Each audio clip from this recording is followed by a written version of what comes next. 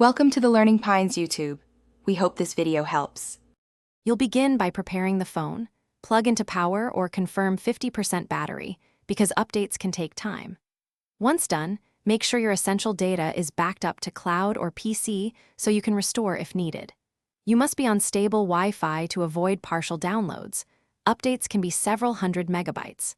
Now open Settings and go straight to About Phone to check MIUI version so you can start the update process without delay. You check for updates inside Settings About Phone System Update and tap Check for Updates. If the new build appears, read the changelog to know what changes to expect, then tap Download. Keep the phone on Wi-Fi and charging. Once the package reaches 100%, tap Install. Your device will reboot into recovery to apply the update. This can take several minutes. After the installation finishes, the phone boots normally and optimizes apps. Do not interrupt this process. You finish by confirming the updated MIUI version in About Phone and quickly testing calls, Wi-Fi, camera, and apps to spot regressions.